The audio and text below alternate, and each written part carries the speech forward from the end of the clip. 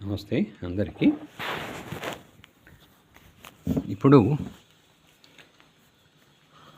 జ్ఞాన యోగ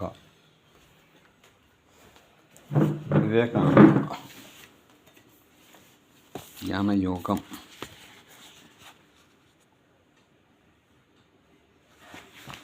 అందులో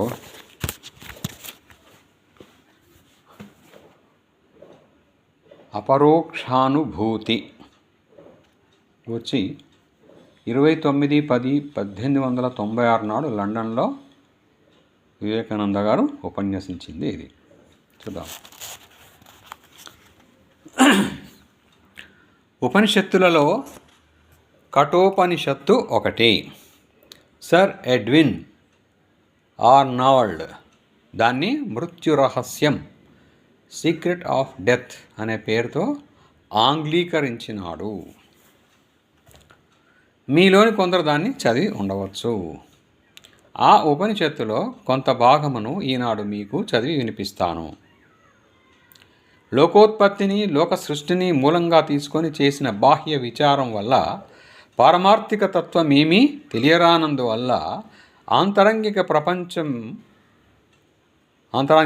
ప్రపంచం దశ బుద్ధి మరల్పవలసి వచ్చిందని మనకిప్పటికే తెలుసు. సరిగ్గా అక్కడే, అంటే మానవుని ఆంతరంగిక ప్రకృతి విచారం తోడనే కఠోపనిషత్తు ప్రారంభం అవుతోంది. బాహ్య ప్రపంచాన్ని ఎవరు సృష్టించారు, అది ఎలా ఉత్పత్తి అయింది అని పూర్వపు ఆలోచన. మానవుడు జీవించడానికి, తిరగడానికి ఆధారభూతమైనది అతనిలో ఏది, అతని మరణానంతరం అది ఏమైపోతుంది అనేది ఇప్పటి విచారం. ఆదిమ తత్వవేత్తలు భౌతిక వస్తు విచార మూలంగా పరాత్పర వస్తువును గ్రహించాలనుకున్నారు. వారి విచారణలు ప్రపంచాన్ని ఏలే ఒక జగదీశ్వరుని అందుకొని అంతకు మించి పైకి పోజాలకపోయినవి. ఆ జగదీశ్వరుడు అన్ని విధాలా మానవుని కన్నా ఉన్నతుడు, కానీ సర్వ విధాలా మానవుడే కాబట్టి పరమసత్యంగా అంగీకరింపబడలేదు. అది సత్యంలో ఒక అంశం కావచ్చు. మనం ఈ జగత్తును మానవ దృష్టితో చూస్తున్నాం కాబట్టి ఈ జగత్తును ఆధారభూతుడైన దైవం కూడా మానవ బుద్ధి కల్పితుడే.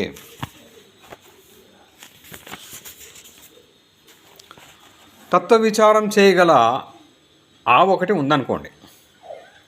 ఆ ఆవుకు దైవాన్వేషణ బుద్ధి కలిగితే దానికి ఒక గో జగత్తు స్ఫురిస్తుంది.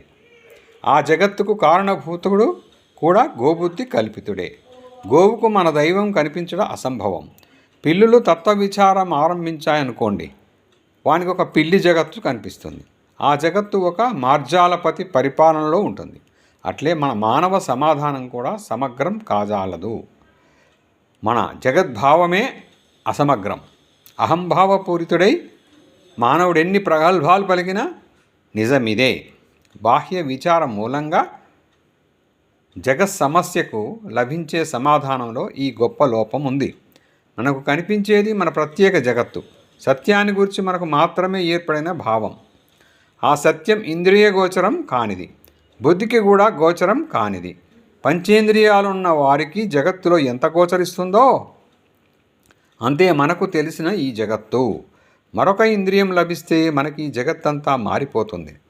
సుదంటు రాయిలాగా ఆకర్షించే శక్తి గల ఇంద్రియం ఒకటి కలిగితే మనం ఇప్పుడు ఎరగజాలని కోటానుకోట్ల శక్తులు మనకింద్రియ గోచరం కావచ్చు. మన ఇంద్రియాల శక్తి స్వల్పం, మిక్కిలి పరిమితం. ఆ స్వల్ప పరిమితుల లోపలనే మనం జగత్తును అనుకునేది ఇమిడి ఉంటుంది. ఆ స్వల్ప జగత్ సమస్యనే మన దైవం తీర్చును. పరిపూర్ణ జగత్ సమస్య అట్లే నిలిచి ఉంటుంది. కానీ బుద్ధిచే గొప్పవాడైన మానవుడు ఇంతటితో ఊరుకోక సర్వజగత్తులకు ఒక్కుమ్మడిగా అన్వయింపగల సమాధానాన్ని సుర నరాది సర్వభూత కోటి ఒక్కటిలోనే ఉండు జగత్తును ప్రకృతి వికారాలన్నింటికీ అన్వయించే సమాధానాన్ని సాధింపచూస్తాడు. అంటే ఏ జగత్తులో సర్వ జగత్తులు ఉన్నాయో ఆ జగత్తును కనుగొనడం మన ప్రథమ కార్యం. ఏ పదార్థం ఈ వివిధ క్షేత్రాలలో గల జగత్తులన్నింటికీ సామాన్యమై ఉందో అది ఇంద్రియగోచరమైనదైనా కానిదైనా ఆ పదార్థాన్ని కనుగొనాలి. ఊర్ధ్వలోకాలకు అధోలోకాలకు సామాన్య ధర్మం నిష్కర్షగా తెలియదగినది ఏదైనా ఒక్కటి లభించిన మన సమస్య పరిష్కారమైనట్లే. ఉనికి గల సర్వం ఒకే మూలం నుండి ఉత్పత్తి అయి ఉండాలని కేవలం హేతుబద్ధవాదం వల్ల స్థాపించినా మనం కొంత దారిలో పడినట్లే. కానీ మనకు తెలిసిన ఈ దృశ్య జగత్తు మూలంగానే మన సమస్య పరిష్కారం కాజాల తనడం నిస్సంశయం. మనకు గోచరించేది సృష్టిలో ఒక అంశం మాత్రమే కదా. కాబట్టి అగాధ పరిశోధన ఒకటే కార్యసాధకం కావచ్చునని తేలుతుంది. కేంద్రానికి దూరంగా ఉండే వరకు వ్యత్యాసాలు వైషమ్యాలు అధికంగా ఉంటాయని, కేంద్రాన్ని సమీపించే కొద్దీ ఐక్యభావం అధికమవుతూ ఉంటుందని పూర్వ పరిశోధకులు కనుగొన్నారు.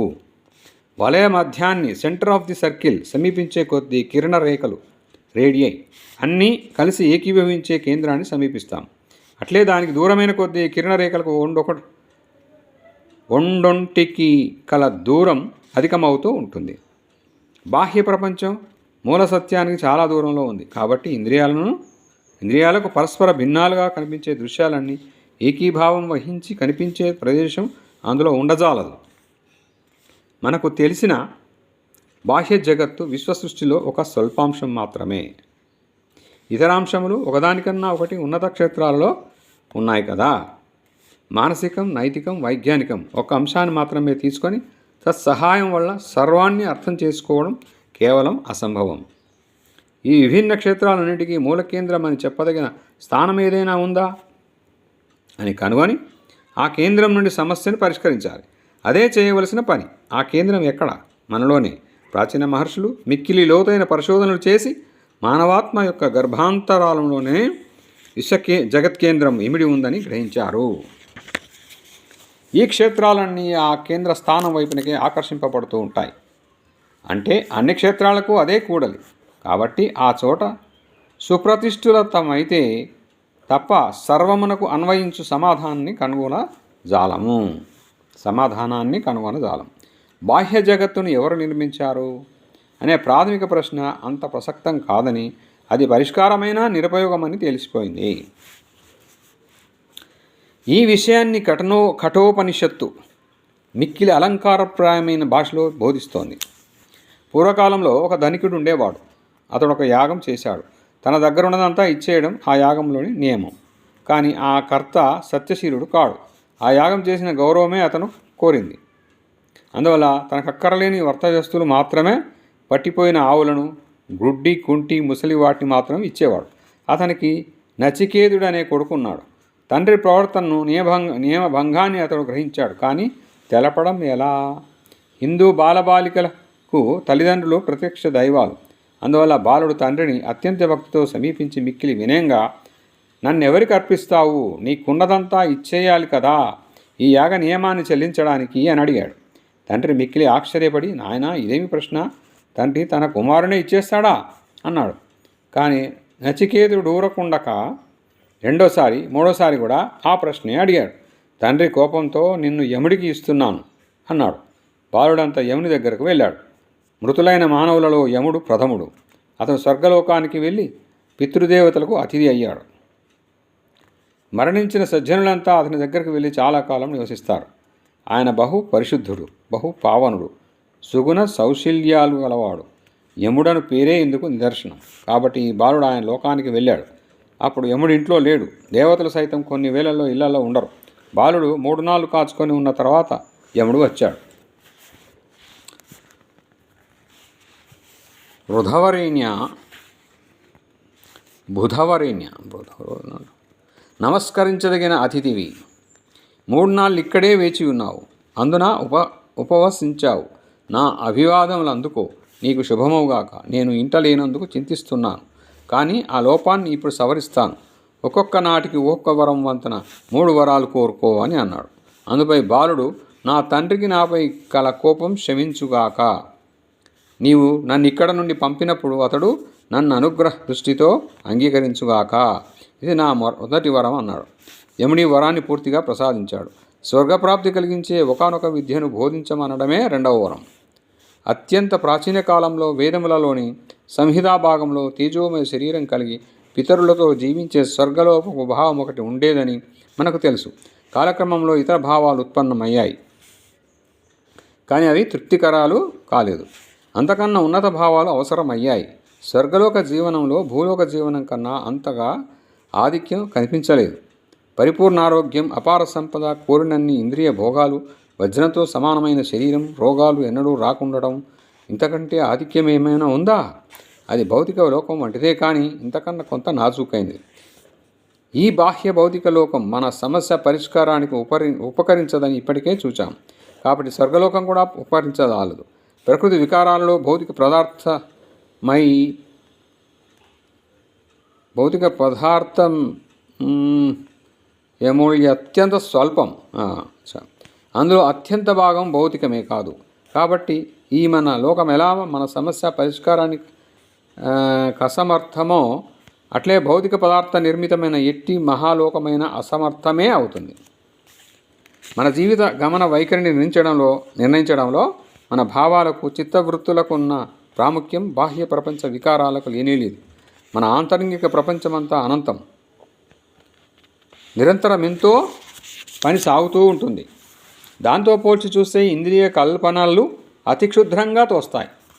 పంచేంద్రియ గోచర జగత్తే సర్వ జగత్తు అను ప్రమాదంలో పడి సంహితలు స్వర్గాన్ని ఆదర్శభూమిగా చేశాయి. కాబట్టి అవి సర్వజనామోదం పొందలేదు. కానీ నచికేతుని రెండవ వరం ఈ స్వర్గాన్ని చేకూర్చే క్రతువు ఒకదాన్ని నేర్పమన్నదే. ఈ క్రతువు చే దేవతలు ప్రీతులై స్వర్గాన్ని ఇస్తారని వేదాల్లో ఒక భావం ఉంది. సర్వమత గ్రంథాలను పరీక్షిస్తే పాతపడిన వానికి అన్నిటికీ పవిత్రత ఆరోపించబడుతుందని తెలుస్తుంది. కాగితం చేయలేని పూర్వకాలంలో మనవారు వాడుతుండిన భూర్జపత్రాలు ఇప్పుడు పూజ్యభావాన్ని పొందాయి కదా. అట్లే పూర్వకాలంలో వాడుతున్న వంట పాత్రల విషయం కూడా హిందూ దేశంలో ఈ ఆచారం అత్యంత వ్యాప్తిలో ఉంది.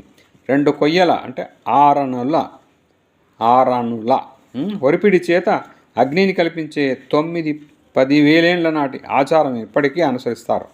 యజ్ఞయాగాదుల్లో ఇతర మార్గాలు నిషిద్ధాలు కూడా. ఆసియా ఖండపు ఆర్యులలోని 2వ శాఖ వారు విద్యులత నుండి అగ్ని సేకరించుకునే ప్రాచీనాచారాన్ని పాటిస్తున్నారు. కొత్త మార్గాలు ఏర్పడిన పిదప కూడా ఈ పాత విధులు పూజ్యభావంతో అనుసరింపబడతాయి. అట్లే హిబ్రూ జాతి వారిప్పుడు కాగితం వాడేవారైనా వారి పూర్వీకులు నాటి తోలు కాగితాలన్నప్పుడు పూజ్యభావంతో చూస్తారు. అన్ని జాతులు ఇలాగే చేస్తారు. ఇప్పుడు పవిత్రంగా ఎనబడే ఆచారాలన్నీ పూర్వం ఉన్నవి. వైదిక కర్తువులు అట్టివే. కాలక్రమంలో ఉత్తమ మార్గాలు లభించి భావాలు కూడా ఉత్తమమైనవి, కానీ ఈ ప్రాచీన ఆచారాలు అట్లే నిలిచి ఉన్నాయి. ఇవి ఏవో కొన్ని సందర్భాలలో ఆచరింపబడుతూ పవిత్ర భావాన్ని ఆర్జించుకున్నవి. తర్వాత కొందరు ఈ క్రతువులు జరపడమే వృత్తిగా పూనారు. వారే ఋతుజ్యులు. వారికి ఇదియే బ్రతుకు తెరువు. వారెంతో ప్రచారం చేసి ఈ క్రతువులకు వ్యాప్తి కల్పించారు. ఆహుతుల పరిమళించే ఆకర్షింపబడి దేవతలు దిగి వస్తారు. యాగములచే లభింపరాని కామ్య వస్తువులే లేవు. ఒక్కొక్క విధమైన వేదిక నిర్మించి కొన్ని మంత్రాలు ఉచ్చరిస్తూ కొన్ని ఆహుతులు అర్పిస్తే ఈప్సితార్థాలన్నీ దేవతలు ప్రసాదిస్తారు. కాబట్టి స్వర్గప్రాప్తినిచ్చే క్రతువును తెలుపమని నచికేతుడు కోరాడు. యముడి వరాన్ని కూడా నిర్భ్యంతరంగా ప్రసాదించి అది నచికేతుని పేరునే వాడుకలోకి వచ్చేలా కూడా వరమిచ్చాడు. ఇక 3వ వరం. దీనితోనే ఉపనిషత్తు నిజంగా ప్రారంభమవుతుంది. ఒక సంశయం. మనుషుడు మరణించిన తర్వాత కూడా ఉండడని కొందరు అంటారు. నిజం నీ దగ్గర తెలుసుకోవాలని ఉంది. ఇదే నా 3వ వరం అని బాలుడు అన్నాడు. మొదటి వరాలను సులభంగా ఇచ్చిన యముడు ఈ వరాన్ని విని భీతిల్లి ఇలా అన్నాడు. ఈ ధర్మం సులభంగా తెలియదగింది కాదు. దేవతలు కూడా ముందు ఈ విషయంలో సందేహగ్రస్తులైనారు. కాబట్టి దీనికి నిర్బంధించక మరో వరం కోరుకో. కానీ బాలుడు దృఢ నిశ్చయంతో ఇలా అన్నాడు. నీవు చెప్పినట్లు అది సులభంగా తెలియదగిన ధర్మం కాదు. దేవతలు కూడా దీని విషయంలో సంశయగ్రస్తులు అనవడం నిజమే. కానీ ఈ విషయంలో నాకు నీ వంటి బోధకుడు ఇంకెవరు లభిస్తారు? దీనికి సమానమైన మరో వరం కూడా ఏదీ లేదు. యముడు ఇలా అన్నాడు. శతాశుకులైన పౌత్రులను, పశు సమృద్ధిని, ఏనుగులను, ధనాన్ని, గుర్రాలను కోరుకో. కావలసినంత భూమి సంపద కోరుకో. ఇష్టమొచ్చినంత దీర్ఘ జీవితాన్ని కోరుకో. ధనానికి, చిరజీవితానికి సమానమైన నీకు తోచిన మరే వరాన్నైనా కోరుకో. లేక దిగంత రాజ్యాధిపతివిగా సర్వకామోపభోగాలు అనుభవించేలా చూస్తాను. భూలోక దుర్లభమైన కోరికలన్నీ కోరుకో. మానవులకు లభ్యం కాని స్త్రీ రత్నాలను, రథాలను, వాద్యాలను నీ భోగ్యార్థం ఇస్తున్నాను. కానీ మరణానంతర విషయాన్ని గూర్చి ప్రశ్నించకు. మరణానంతర విషయాన్ని గూర్చి ప్రశ్నించకు. నచికేతుడులా బదులు పలికాడు, నీవు పరుకున్న భోగాలన్నీ నేడున్న రేపు ఉండనివి. ఇంద్రియాల తేజస్సంతా ముదిమికి బలి అవుతుంది. అతి దీర్ఘ జీవితం కూడా స్వల్పమే. కాబట్టి నీ గుర్రాలోని నృత్య గీతాలు నీవే ఉంచుకో. మనుషుడు ధనంతో ఎన్నటికీ తృప్తి చెందడు. నీ దర్శనం లభించిన వారు నా ధనాన్ని ఉంచుకోగలరా? మా జీవితం నీ ఇచ్చ కదీనం. నేను కోరిన వరాన్ని నాకు ప్రసాదించు. యముడి పలుకులకు సంతోషపడి ఇలా అన్నాడు, శ్రేయస్సు మోక్షప్రదమైన పరమసత్యజ్ఞానము వేరు, ప్రేయస్సు ఇహపర సుఖాన్వేషణ వేరు. ఇవి కేవలం విరుద్ధ గమ్యాలు అవడం వల్ల ఈ మార్గాలు ఆశ్రయించే మానవుల పరిశ్రమలు వేరువేరుగా ఉంటాయి. శ్రేయో మార్గాన్ని వాడు సాధువు అవుతాడు. ప్రేయో మార్గాన్ని పట్టినవాడు పరమార్థాన్ని పొందజాలడు. ఈ రెండు మార్గాలు మనిషిని ఆకర్షింపజూస్తాయి. ధీరుడంటే బుద్ధిశాలి ఈ రెంటిని పరీక్షించి గుణాగుణ వివేచనం చేసి శ్రేయో మార్గాన్నే వరిస్తాడు. మందుడు ప్రాపంచిక భోగాసక్తుడై ప్రేయో మార్గాన్ని వరిస్తాడు. నీవు చక్కగా ఆలోచించి ప్రియరూపాలు అయిన కామ్య వస్తువులను త్యజించి ప్రాజ్ఞత చూపావు. యముడంతా నకేశునికి ఆత్మవిద్య బోధింపనారంభించాడు. వేదకాలంలో నీతి వైరాగ్య ధర్మాలు ఎంత ఔన్నత్యాన్ని పొంది ఉండిందో కానీ భోగాసక్తిని జయించిన వారిలో తప్ప సత్యం ప్రకాశింప జాలదని సిద్ధాంతీకరించారు. వ్యర్థమైన ఈ ఇంద్రియ భోగవాంఛలు మనలో నిరంతరం ఘోషిస్తూ మనస్సుని వెలికితీర్చేలా ఉన్నంతకాలం ఏదో ఒక క్షుద్ర రూపానికో రసాయనానికో స్పర్శకో మనం ప్రతి క్షణం దాస్యం చేసేంత కాలం అన్ని ప్రగల్భాలాడినా సత్యం మన హృదయాల్లో ఎలా ప్రకాశిస్తుంది? యముడు ఇలా చెప్పాడు, ధనమోహంచే మూఢుడైన పామరునికి అనంత జీవితం అనేది ఒకటి ఉందనియే స్ఫురించదు. ఉన్నది ఒక్క లోకమే, మరొకటి లేదు అని తెలిసేవాడు మాటిమాటికి పుడుతూ చేస్తూ ఉంటాడు. ఈ సత్యాన్ని గ్రహించడం కష్టం. నిరంతరం వింటూ ఉన్నా చాలామంది దీన్నే గ్రహింపజాలరు. ఎందుకంటే ఇందులో నేర్పేవాడు నేర్చుకునేవాడు అసమాన్యులుగా ఉండాలి. గురువు ఒక్కడు ఆశ్చర్యకరమైన నేర్పు కలవాడు లభిస్తే చాలదు. నేర్పరైన వాడు కానీ దాన్ని గ్రహింపజాలడు. లేనిపోని హేతువాదాలతో మనసును కలవరపెట్టడం నిష్ప్రయోజనం. అది సత్యం. తర్కవాదాలకు అవకాశం ఇచ్చే విషయం కాదు. తర్కానికి అందేటటువంటి విషయం కూడా కాదు. ప్రతి మతం వారు విశ్వసించడం అవసరమని బోధిస్తారు. గుడ్డి నమ్మకాన్ని కారణ విచారం లేని నమ్మకం చేయని నమ్మకం విధిస్తారు. గుడ్డి నమ్మకం ఆక్షేపణీయమే కానీ పరిశీలించి చేస్తే దాని వెనుక మహాసత్యం కనిపిస్తుంది. ఈ మాటకు నిజమైన అర్థం మనకు ఇక్కడ తెలియగలదు. ఈశ్వరుడు హేతువాదానికి అందేవాడు కాదు. కాబట్టి లేనిపోని వాదాలతో మనస్సును కలవరపెట్టరాదు. సత్యం అనుభవ వేద్యం కానీ వాదాలచే నిర్ణయింపబడేది కాదు. చర్చలు తర్కాలు గోచర విషయాల మీద ఆధారపడి ఉంటాయి. అటు విషయాలు లేనప్పుడు చర్చలకు తర్కాలకు ఆధారమే లేదు. గోచరమైన కొన్ని విషయాలను ఓదంతో ఒకటి పోల్చడమే తర్కం అంటారు. ఆ విషయాలు లేకపోతే తర్కం కూడా ఉండదాలదు. ఆ విషయాలు బాహ్య ప్రపంచంలోనివే కావలసిన అవసరం లేదు కదా, ఆంతరంగిక ప్రపంచంలోని కూడా కావచ్చు. రసాయన శాస్త్రజ్ఞుడు కొన్ని ద్రవ్యాలతో కొన్ని ఫలితాలను పొందుతాడు. మీరు వాటిని చూస్తారు, గ్రహిస్తారు. ఆ సత్యాలపై మీరు రసాయనిక విషయక వాదాలను నిర్మించుకుంటారు. భౌతిక శాస్త్రజ్ఞుల ఇతర శాస్త్రజ్ఞుల విషయం కూడా ఇంతే. జ్ఞానం అంతా విషయాలపై నిలుస్తుంది. ఇట్టి జ్ఞానం మీదనే మన వాద నిర్మాణం. కానీ అదేం చిత్రమో మానవ కోటిలో చాలా భాగం, ముఖ్యంగా ఈ కాలంలో ఆస్తిక ధర్మ విషయంలో అలాంటి జ్ఞానం కలగడం అసంభవం అని, కాబట్టి వ్యర్థవాదాలే మనకు గల ఆధారమని భావిస్తారు. వ్యర్థవాదాలతో మనసుకు కలవరపెట్టరాదని అందువల్ల ఇక్కడ చెప్పడం ఆస్తిక ధర్మాచరణం అంటే సత్యానుభూతి కాని వాగ్విదాలు కావు. మన ఆత్మలను పరిశోధించుకొని అక్కడ ఏముందో కనుక్కోవాలి. ఆ కనుక్కున్న దాన్ని గ్రహించాలి. గ్రహించిన దాన్ని అనుభూతం చేసుకోవాలి. మతం అంటే అది. వాదోపవాదాలు ఎన్నైనా ఆస్తిక ధర్మాన్ని కల్పింపజాలవు. భగవంతుడు ఉన్నాడా లేడా అనే ప్రశ్నను తార్కిక వాదం మూలంగా పరిష్కరించడం అసాధ్యం. ఉన్నాడనడానికి లేడనడానికి వాదులు ఉంటాయి. కానీ దేవుడంటే అతడు ఉండేది మన హృదయాల్లో అనడం స్పష్టం. ఈ ప్రపంచం అంతా లేదా లేదా అనే వాదం ఇంకా పరిష్కారం కాలేదు. అది కేవలం భావమయమే అనే వాళ్లకు ఐడియలిస్ట్, ఆదర్శ విజ్ఞానవాదులు. వస్తుజాలమంతా ఉంది అనేవారికి రియలిస్ట్, ప్రత్యక్షవాదులు. వాదాలు ఇంకా అనంతంగా చెలరేగుతూనే ఉన్నాయి. కానీ ప్రపంచం ఉందని, జరుగుతోందని మనకు తెలుసు. మాటల అర్థాన్ని మార్చడమే మనకు తెలిసే మనం చేసే పని.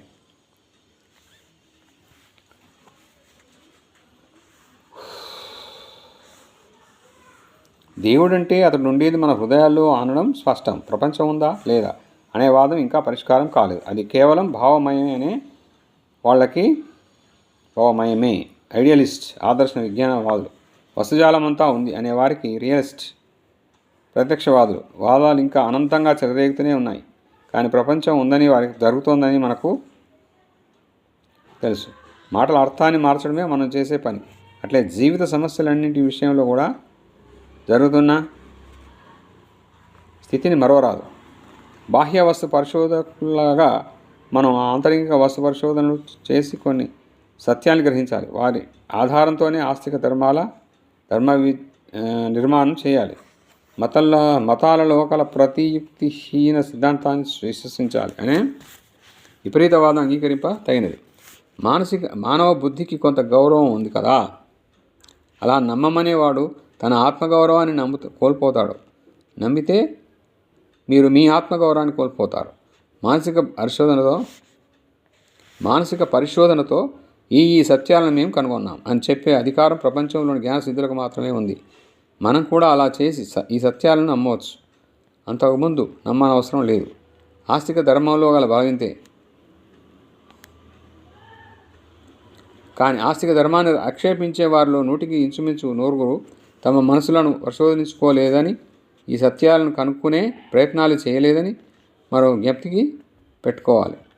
కాబట్టి వారి వాదాలను కేవలం నిరాధారాలుగా త్యజించవచ్చు. సూర్యుడు ఉన్నాడని నమ్మేవారంతా బుద్ధిహీనుడని ఒక గుడ్డివాడు పలికితే ఆ పలుకులను ఎవరైనా ఆదరిస్తారా? ఈ అపరోక్షానుభూతివాదం గొప్పది. మనం నేర్చుకోవలసినది, వదలకూడనిది. దైవానుభూతి గ్రంథ పఠనం వల్ల కానీ, దేవాలయాల్లో కానీ లభించదని గ్రహించేంత వరకు మతాలలో మన కల్లోలాలు, పోరాటాలు, భేదభావాలు నశించవు. ఆస్తిక ధర్మం ఒక అనుభూతి. దేవుని ఆత్మను ప్రత్యక్షంగా చూసిన వానికి అది లభించింది. తన మత గ్రంథాలన్నిటినీ కట్టస్థం చేసుకొని ఎడతగిన ప్రవాహంగా ఉపన్యసించగల అత్యున్నత క్రైస్తవ మతాచార్యునికి తుచ్చుడై విద్య గంధం లేని అనాత్మవాదికి నిజమైన భేదమేమీ లేదు. మనమందరం నాస్తికులమే. ఆ సత్యాన్ని అంగీకరింతుము గాక. మతభావం బుద్ధికి సమ్మతమైన పాత్రన మనం ఆస్తిక ధర్మాన్ని అవలంబిస్తున్నామనడం పొరపాటు. క్రైస్తవులం అనే వారికి, మహమ్మదీయుల అనే వారికి, లేక ఏ ఇతర మతావలంబులం అనే వారికి అందరికీ ఇది అన్వయిస్తుంది. యేసుక్రీస్తు కొండపై చేసిన బోధ, సెర్మన్ ఆఫ్ ది మౌంట్ లోని సత్యాన్ని అనుభూతం చేసుకున్నవారు ఆ క్షణంలోనే భగవంతుడిగా మారిపోతాడు. కానీ ఎన్నో కోట్ల మంది క్రైస్తవులు ప్రపంచంలో ఉన్నారట.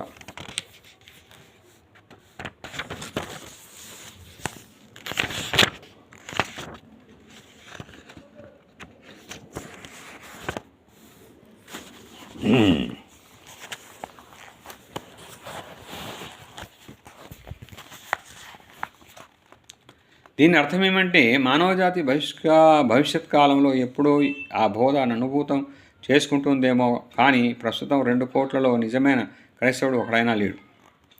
అట్లే హిందూ దేశంలో 30 కోట్ల వేదాంతులు ఉన్నారంటారు. కానీ ఇందులో 1000 నిజమైన ఆస్తిక ధర్మానుభూతి కలవాడుంటే ఈ ప్రపంచం ఎంతో మారిపోయి ఉండేది. మనమంతా నాస్తికులమే. కానీ నాస్తికుడని నిజమాడిన వానితో యుద్ధానికి దిగుతాం. మనమందరం చీకట్లో ఉన్నాం. మతాలు అనేవి బుద్ధిగోచర సూత్రాలు, బుద్ధికి మాత్రమే తోచేవి. వ్యర్థములైన మాటలు, అర్థం లేనివి చక్కగా ఉపన్యసించగలవాడిని మనం ఆస్తిక ధర్మపరుడు అంటాం. కానీ అది కాదు. ఆస్తిక ధర్మం పదాల కూర్పులో అద్భుతపు పొందిక, శ్రోతలకు ఆవేశం కలిగించే వాక్చాతుర్యం. శాస్త్రపాఠాలకు రకరకాల అర్థాలు కల్పించగల శక్తి ఇవన్నీ విద్యార్థికులకు ఆనందం కలిగించే జిత్తులే కాని ఆస్తిక ధర్మ పరత్వ నిదర్శనాలు కావు. మన ఆత్మలలో సత్యానుభూతి ప్రారంభమైనప్పుడు కానీ ఆస్తిక ధర్మం ప్రవేశించదు. అప్పుడే ఆస్తిక ధర్మ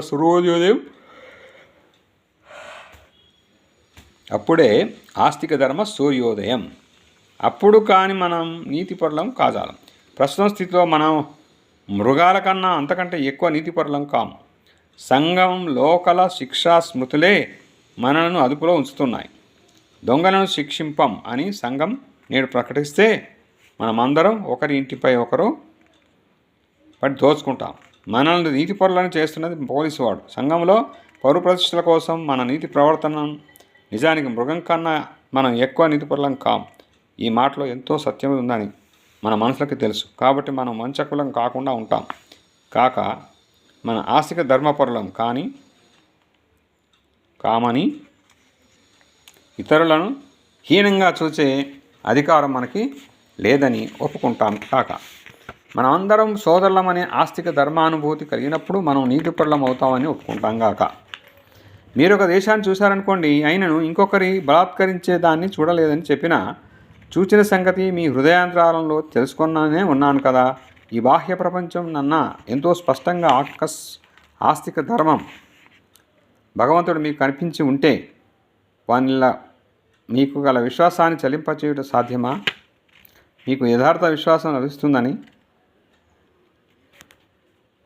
చెప్పవచ్చు. వానికి మీకు గల విశ్వాసాన్ని చలింపజేయడం సాధ్యమా? మీకు యథార్థ విశ్వాసం లభించిందని అప్పుడు చెప్పవచ్చు. ఆవగించపాటి విశ్వాసమైన కలవాడు అనే మీ బైబిల్లోని మాటలకి ఇదే అర్థం. అప్పటి మీకు సత్యం తెలుస్తుంది, మీరే సత్యంగా అయ్యారు కదా.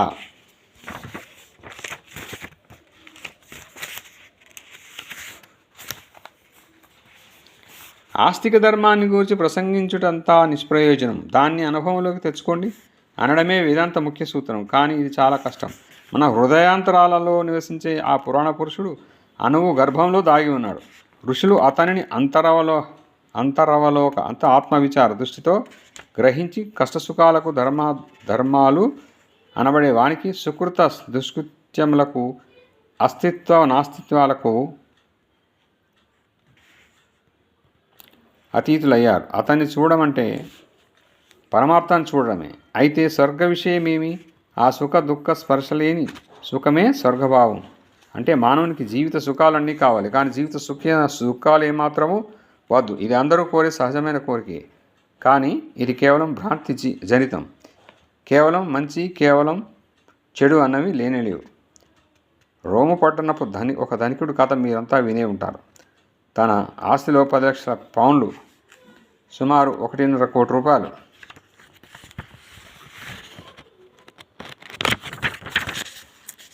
మాత్రమే మిగిలాయని అతనికి ఒకనాడు తెలిసింది. అతడు వెంటనే అయ్యో రేవు నాగతేమి అని ఆత్మహత్య చేసుకున్నాడట. సుఖం అంటే ఏమి, దుఃఖం అంటే ఏమి, అది నిరంతరం రూపుమారుతూనే ఉండే వస్తువు. చిన్ననాడు నాకు పెట్టే గురువు బండి తోలడం పరమార్థం. ఆ భావం ఇప్పుడు మారిపోయింది. కాబట్టి ఎప్పటి సుఖాన్ని నమ్ముకొని మనం నిలబడాలి. ఈ విషయాన్ని అర్థం చేసుకోవడానికి మనమందరం శక్తివంచన లేక ప్రయత్నించాలి. ఇది మనసులను అవలీలగా తన పిడికిల నుండి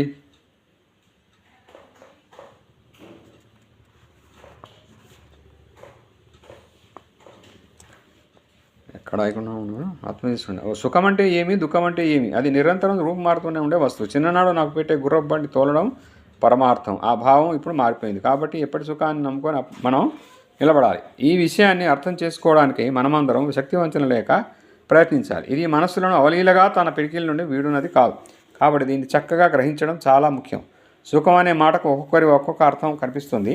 ప్రతిదినం ఒక నల్ల మందు గడ్డ మింగితే తప్ప సుఖింపజాలని వాడొకడు నాకు తెలుసు. వాడు కోరే స్వర్గం నల్ల మందు మయమైనది కావచ్చు, కానీ నాకు అది దుష్ట స్వర్గం. అరేబియా దేశ కావ్యాలలో వర్ణించబడిన స్వర్గంలో మనోహర వర్ణవాటికలు, వాని మధ్యలో నదీ ప్రవాహాలు కనిపిస్తూ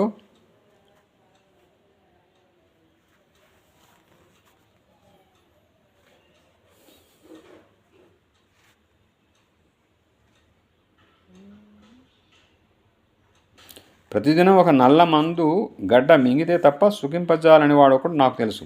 వాడు కోరే స్వర్గం నల్ల మందు మాయమైనది కావచ్చు, కానీ నాకు అది దుష్ట స్వర్గం.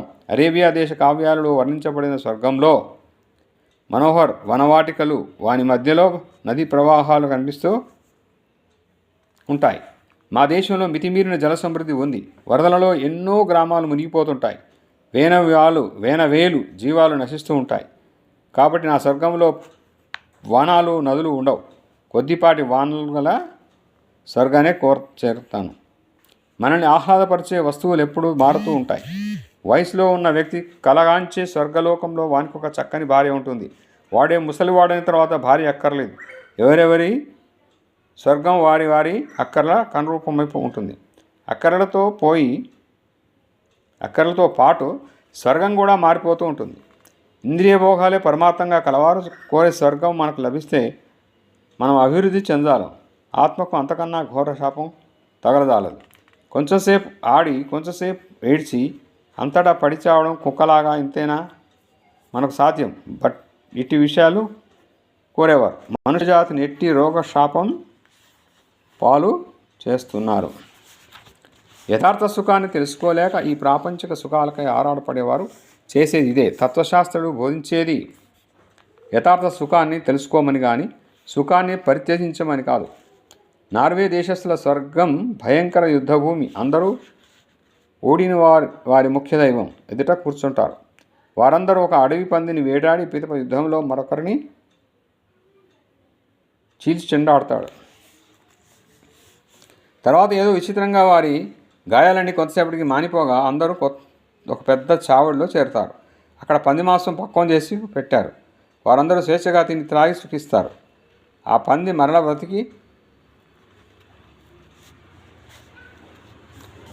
మరల బ్రతికి మరునాటికి వేటకు సిద్ధంగా ఉంటుంది. ఇది చాలా వరకు మన స్వర్గం వంటిది. దానికన్నా దుష్టం కాదు. మన భావాలు ఒకవేళ ఎంత ఎక్కువగా నాజూకైనవేమో, నార్వే వారికిలా ప్రతిదినం వేటాడి చెంపి తినే అడవి పంది మరునాటికి వేలకు అనవభీతికి సజీవమై ఉంటుందో, అట్లే మనం అడవి పందులను వేటాడి సర్వభోగమైన చోటికి పోగొడతాం. ఇప్పుడు ఇది పార్ట్ 1 అండి. పార్ట్ 2 ఇంకో దాంట్లో వెళ్తాం. Thank you yours. Thank you.